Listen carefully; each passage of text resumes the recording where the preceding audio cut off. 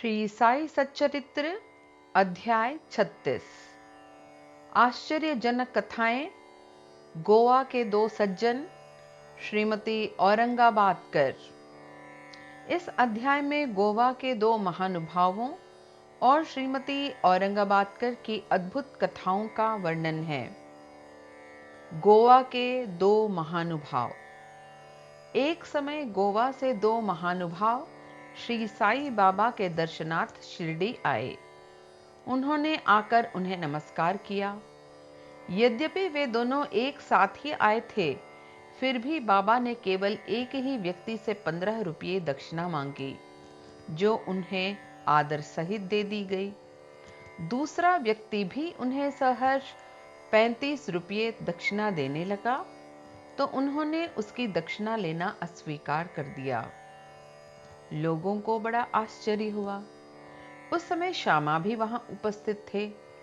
उन्होंने कहा कि देवा, ये क्या, ये दोनों एक साथ ही तो आए हैं। इनमें से एक की दक्षिणा तो आप स्वीकार करते हैं और दूसरा जो अपनी इच्छा से भेंट दे रहा है उसे अस्वीकार कर रहे हैं। यह भेद क्यों? तब बाबा ने उत्तर दिया कि श्यामा, तुम नादान हो। मैं किसी से कभी कुछ नहीं लेता। यहाँ तो मस्जिद माई ही अपना ऋण मांगती है और इसलिए देने वाला अपना ऋण चुकता कर मुक्त हो जाता है। क्या मेरे कोई घर, संपत्ति या बाल बच्चे हैं जिनके लिए मुझे चिंता हो? मुझे तो किसी वस्तु की आवश्यकता नहीं है। मैं तो सदा स्वतंत्र हूं। ऋण, शत्रुता तथा हत्या, इन सब का प्रायश्चित अवश्य करना पड़ता है और इनसे किसी प्रकार भी छुटकारा संभव नहीं है। अपने जीवन के पूर्वार्ध में ये महाशय निर्धन थे। इन्होंने ईश्वर से प्रतिज्ञा की कि यदि मुझे नौकरी मिल गई तो मैं 1 माह का वेतन तुम्हें अर्पण करूंगा। इन्हें 15 रुपये महावर की एक नौकरी मिल गई। फिर उत्तरोत्तर उन्नति होते होते 30, 60, 100, 200 और अंत में 700 रुपए तक मासिक वेतन हो गया। परंतु समृद्धि पाकर ये अपना वचन भूल गए और उसे पूरा ना कर सके। अब अपने शुभ कर्मों के ही प्रभाव से इन्हें यहाँ तक पहुँचने का सौभाग्य प्राप्त हुआ है। अतः मैंने इनसे केवल 15 रुपये ही दक्षिणा मांगी, जो इनके पहले माह की पगार थी। दूसरी कथा। समुद्र के किनारे घूमते घूमते मैं एक भव्य महल के पास पहुंचा और उसके दालान में विश्राम करने लगा। उस महल के ब्राह्मण स्वामी ने मेरा यथोचित स्वागत कर मुझे बढ़िया स्वादिष्ट भोज्य पदार्थ खाने को दिया। भोजन के उपरांत उसने मुझे अलमारी के समीप एक स्वच्छ स्थान शयन के लिए बतला दिया और मैं वहीं सो गया। जब मैं प्रगाढ़ निद्रा में था तो उस व्यक्ति ने पत्थर खिसकाकर दीवार में सेंध डाली और उसके द्वारा भीतर घुसकर उसने मेरी जेब काटी। निद्रा से उठने पर मैंने देखा कि मेरे 30,000 रुपये चुरा लिए गए हैं।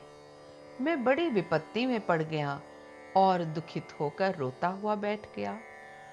केवल नोट ही नोट चुरा लिए थे, इसलिए मैंने सोचा कि यह कार्य उस ब्राह्मण के अतिरिक्त और किसी का नहीं है। मुझे खाना पीना कुछ भी अच्छा न लगा और मैं एक पखवाड़े तक दालान में ही बैठे बैठे चोरी का दुख मनाता रहा। इस प्रकार 15 दिन व्यतीत होने पर रास्ते से जाने वाले एक फकीर ने मुझे दुख से बिलखते देखकर मेरे रोने का कारण पूछा। तब मैंने सब हाल उससे कह सुनाया। उसने मुझसे कहा कि यदि तुम मेरे आदेश अनुसार आचरण करोगे तो तुम्हारा चुराया धन वापस मिल जाएगा।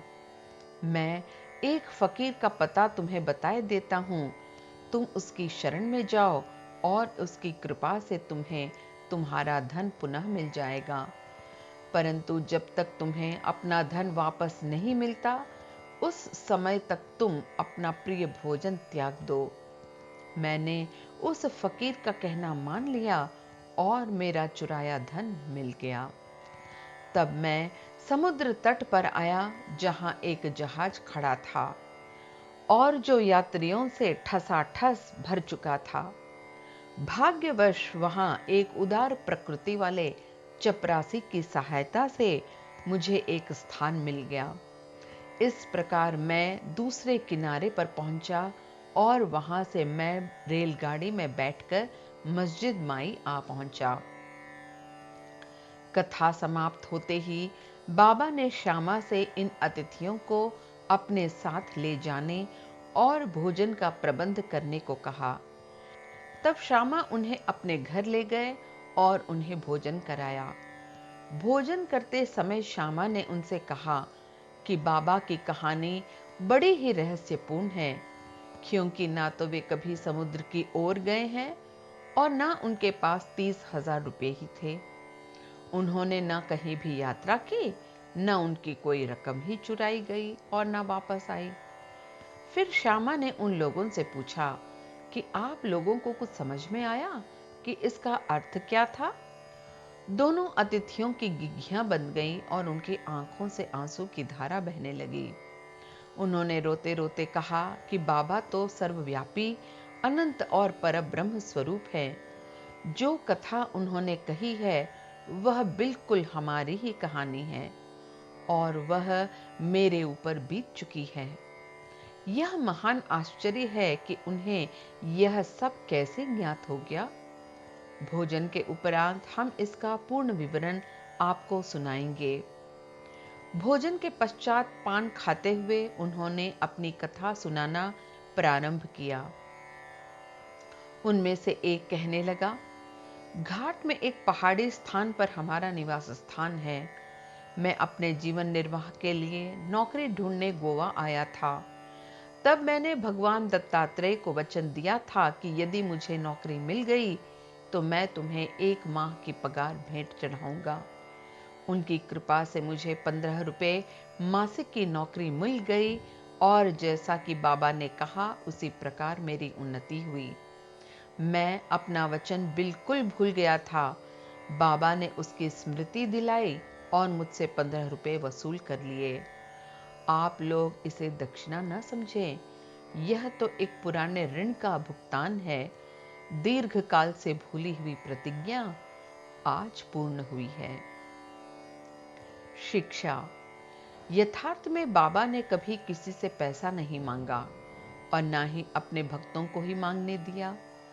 वे आध्यात्मिक उन्नति में कंचन को बाधक समझते थे और भक्तों को उसके पाश से सदैव बचाते रहते थे। भक्त मालसापति इसके उदाहरण स्वरूप है। वे बहुत निर्धन थे और बड़ी कठिनाई से ही अपना जीवन बिताते थे। बाबा उन्हें कभी पैसा मांगने नहीं देते थे और ना ही वे अपने पास ही दक्षिणा में से उन्हें कुछ देते थे। एक बार एक दयालु और सहृदय व्यापारी हंसराज ने बाबा की उपस्थिति में ही एक बड़ी रकम मालसापति को दी, परंतु उन्होंने उसे अस्वीकार किया। अब दूसरा अतिथि अपनी कहानी सुनाने लगा। मेरे पास एक ब्राह्मण रसोइया था जो गत 35 वर्षों से ईमानदारी से मेरे पास काम करता आया था। एक दिन उसका मन पलट गया और उसने मेरे रुपए चोरी कर लिए। मेरी अलमारी दीवार में लगी थी और जिस समय हम लोग गहरी नींद में थे, उसने पीछे से पत्थर हटाकर मेरे 30,000 रुपयों के नोट चुरा लिए। मैं नहीं जानता कि बाबा को यह ठीक ठीक धनराशि कैसे ज्ञात हो गई। मैं दिन रात रोता और दुखी रहता था। एक दिन जब मैं इसी प्रकार निराश और उदास होकर बरामदे में बैठा था, उसी समय रास्ते में जाने वाले एक फकीर ने मेरी स्थिति जानकर मुझसे इसका कारण पूछा। मैंने उसे सब हाल कह सुनाया। तब उसने बताया कि कोपरगांव तालुके के शिरडी ग्राम में श्री साईं बाबा नाम के एक औलिया रहते हैं। उन्हें वचन दो और अपना रुचिकर भोज्य पदार्थ त्याग मन में कहो कि कि जब तक मैं तुम्हारा दर्शन न कर लूंगा उस पदार्थ को कदापि न खाऊंगा। तब मैंने अन्न खाना छोड़ दिया और बाबा को वचन दिया, बाबा, जब तक मुझे तुम्हारे दर्शन नहीं होते तथा मेरी चुराई गई धनराशि नहीं मिलती, तब तक मैं अन्न ग्रहण न करूंगा। इस प्रकार जब 15 दिन बीत गए, तब वह ब्राह्मण स्वयं ही आया और सब धनराशि लौटाकर क्षमा याचना पूर्वक कहने लगा कि मेरी मति भ्रष्ट हो गई थी, जो मुझसे ऐसा अपराध हुआ है। मैं आपके पैर पड़ता हूं, मुझे क्षमा करें। इस प्रकार सब ठीक ठाक हो गया। जिस फकीर से मेरी भेंट हुई थी तथा जिसने मुझे सहायता पहुंचाई थी, वह फकीर मेरे देखने में कभी नहीं आया। मेरे मन में श्री साईं बाबा के दर्शन की, जिनके लिए फकीर ने मुझसे कहा था, बड़ी तीव्र उत्कंठा हुई। मैंने सोचा कि जो फकीर मेरे घर पर आया था वह साईं बाबा के अतिरिक्त अन्य कोई नहीं हो सकता। जिन्होंने मुझे कृपा कर दर्शन दिए और मेरी इस प्रकार सहायता की, उन्हें 35 रुपए का लालच कैसे हो सकता है। इसके विपरीत वे अहेतुक कृपा करके आध्यात्मिक उन्नति के पथ ले जाते हैं। जब चोरी गई राशि मुझे पुनः प्राप्त हो गई, तब मेरे हर्ष का पारावार न रहा। मेरी बुद्धि भ्रमित हो गई और मैं अपना वचन भूल गया। कुलाबा में एक रात्रि को मैंने साईं बाबा को स्वप्न में देखा। तभी मुझे अपने शिरडी यात्रा के वचन की स्मृति हो आई। मैं गोवा पहुंचा और वहां से एक स्टीमर द्वारा बंबई पहुंचकर शिरडी जाना चाहता था। परंतु जब मैं किनारे पर पहुंचा तो देखा कि स्टीमर खचाखच भर चुका है और उसमें बिल्कुल भी जगह नहीं है। कैप्टन ने तो मुझे चढ़ने न दिया, परंतु एक अपरिचित चपरासी के कहने पर मुझे स्टीमर में बैठने की अनुमति मिल गई और मैं इस प्रकार बंबई पहुंचा। फिर रेलगाड़ी में बैठकर यहां पहुंच गया। बाबा के सर्वव्यापी और सर्वज्ञ होने में मुझे कोई शंका नहीं है। देखो तो हम कौन हैं और कहां हमारा घर। हमारा भाग्य कितना अच्छा है कि बाबा हमारी चुराई गई राशि वापस दिलाकर हमें यहां खींच कर लाए। आप शिरडी वासी हम लोगों की अपेक्षा सहस्र गुना श्रेष्ठ और भाग्यशाली हैं, जो बाबा के साथ हंसते खेलते मधुर भाषण करते और कई वर्षों से उनके समीप रहते हो। यह आप लोगों के गत जन्मों के शुभ संस्कारों का ही प्रभाव है, जो कि बाबा को यहाँ खींच लाया है। श्री साई ही हमारे लिए दत्त हैं। उन्होंने ही हमसे प्रतिज्ञा कराई तथा जहाज में स्थान दिलाया और हमें यहाँ लाकर अपनी सर्वव्यापकता और सर्वज्ञता का अनुभव कराया। श्रीमती औरंगाबादकर, सोलापुर के सखाराम औरंगाबादकर की पत्नी 27 वर्ष की दीर्घ अवधि के पश्चात भी निःसंतान प्राप्ति के निमित्त देवी और देवताओं की बहुत मिन्नतें की, परंतु फिर भी उनकी मनोकामना सिद्ध न हुई। तब वे सर्वथा निराश होकर अंतिम प्रयत्न करने के विचार से अपने सौतेले पुत्र श्री विश्वनाथ को साथ लेकर शिरडी आई और वहां बाबा की सेवा करते हुए 2 माह रुकी। जब भी वे मस्जिद जाती तो बाबा को भक्त गणों से घिरे हुए पाती। उनकी इच्छा बाबा से एकांत में भेंट कर संतान प्राप्ति के लिए प्रार्थना करने की थी, परंतु कोई योग्य अवसर उनके हाथ न लग सका। अंत में उन्होंने श्यामा से कहा कि जब बाबा एकांत में हों तो मेरे लिए प्रार्थना कर देना। श्यामा ने कहा कि बाबा का तो खुला दरबार है, फिर भी यदि तुम्हारी ऐसी ही इच्छा है तो मैं अवश्य प्रयत्न करूंगा, परंतु यश देना तो ईश्वर के ही हाथ में है।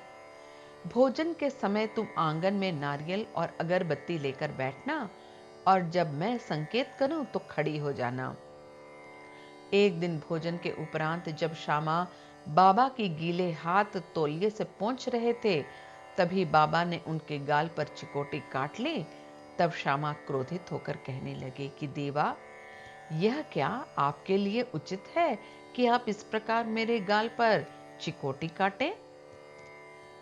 मुझे ऐसे शरारत बिल्कुल आवश्यकता नहीं जो इस प्रकार का आचरण करे। हम आप पर आश्रित हैं, तब क्या यही हमारी घनिष्ठता का फल है? बाबा ने कहा, अरे तुम तो 72 जन्मों से मेरे साथ हो। मैंने अब तक तुम्हारे साथ ऐसा कभी नहीं किया, फिर अब तुम मेरे स्पर्श को बुरा क्यों माने हो? श्यामा बोले, मुझे तो ऐसा देव चाहिए जो हमें सदा प्यार करे और नित्य नया नया मिष्ठान खाने को दे। मैं तुमसे किसी प्रकार की इच्छा नहीं रखता और ना मुझे स्वर्ग आदि ही चाहिए। मेरा तो विश्वास सदैव तुम्हारे चरणों में ही जागृत रहे, यही मेरी अभिलाषा है। तब बाबा बोले कि हाँ, सचमुच मैं इसलिए यहाँ आया हूँ। मैं सदैव तुम्हारा पालन और उदर पोषण करता आया हूँ, इसलिए मुझे तुमसे अधिक स्नेह है। जब बाबा अपनी गादी पर विराजमान हो गए, तभी श्यामा ने उस स्त्री को संकेत किया। उसने ऊपर आकर बाबा को प्रणाम कर उन्हें नारियल और धूप बत्ती भेंट की। बाबा ने नारियल हिलाकर देखा तो वहां पानी से पूर्ण था और बजता था। बाबा ने श्यामा से कहा कि यह बाई प्रार्थना करती है कि ठीक इसी प्रकार इनके पेट में भी बच्चा गुड़गुड़ करे, इसलिए आशीर्वाद सहित यह नारियल इन्हें लौटा दो। तब फिर बाबा बोले कि क्या नारियल से भी संतान की उत्पत्ति होती है? लोग कैसे मूर्ख हैं जो इस प्रकार की बातें गढ़ते हैं। श्यामा ने कहा कि मैं आपके वचनों और आशीष की भक्ति से पूर्ण अवगत हूं और आपके एक शब्द मात्र से ही इस बाई को बच्चों का तांता लग जाएगा। आप तो टाल रहे हैं और आशीर्वाद नहीं दे रहे हैं। इस प्रकार कुछ देर तक वार्तालाप चलता रहा। बाबा बार बार नारियल फोड़ने को कहते थे, परंतु श्यामा बार बार यही हट पकड़े हुए थे कि बाबा इसे उस बाई को दे दे। अंत में बाबा ने कह दिया कि इसको पुत्र की प्राप्ति होगी। तब श्यामा ने पूछा कि कब तक? बाबा ने उत्तर दिया, 12 मास में। अब नारियल फोड़कर उसके 2 टुकड़े किए गए। एक भाग तो उन दोनों ने खाया और दूसरा भाग उस स्त्री को दिया। तब श्यामा ने उस बाई से कहा कि प्रिय बहन, तुम मेरे वचनों की साक्षी हो। यदि 12 माह के भीतर तुमको संतान न हुई तो मैं इस देव के सिर पर ही नारियल फोड़कर इसे मस्जिद से निकाल दूंगा, और यदि मैं इसमें असफल रहा तो मैं अपने को माधव नहीं कहूंगा। जो कुछ भी मैं कह रहा हूं, इसकी सार्थकता तुम्हें शीघ्र ही विदित हो जाएगी। 1 वर्ष में ही उसे पुत्र रत्न की प्राप्ति हुई, और जब बालक 5 मास का हुआ, उसे लेकर वह अपने पति सहित बाबा के श्री चरणों में उपस्थित हुई। पति पत्नी दोनों ने उन्हें प्रणाम किया और कृतज्ञ पिता ने 500 रुपये भेंट किए, जो बाबा के घोड़े श्याम कर्ण के लिए छत बनाने के काम आए। श्री सद्गुरु साईनाथ अर्पणमस्तु। शुभम भवतु।